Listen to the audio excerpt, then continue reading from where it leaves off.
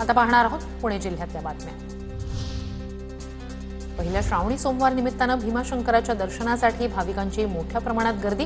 पहाटेची आरती झाल्यानंतर मंदिर भाविकांसाठी खुलं।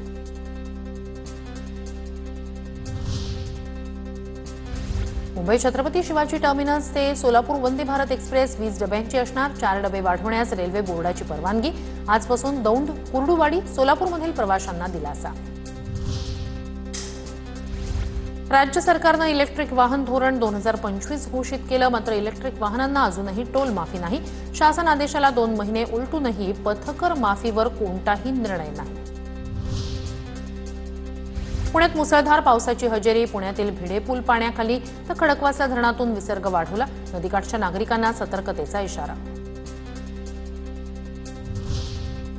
पुण्यात अतिसाराचे रुग्ण वाढले। जूनमध्ये 1200 तर यंदा 5,500 रुग्णांचं निदान। पडलेला पाऊस, दूषित पाणी स्रोत, अस्वच्छ आणि उघड्यावरील खाद्यपदार्थ खाल्ल्यामुळेच अतिसाराचे रुग्ण वाढले।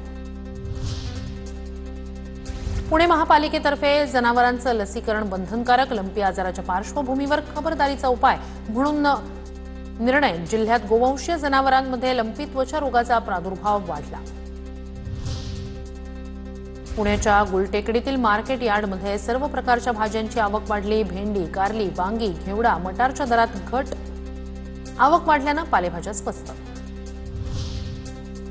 पुणे सातारा महामार्गावर जांभुळवाडी पुलाजवळ कंटेनरला भीषण आग। आगीत कंटेनरचं मोठं नुकसान।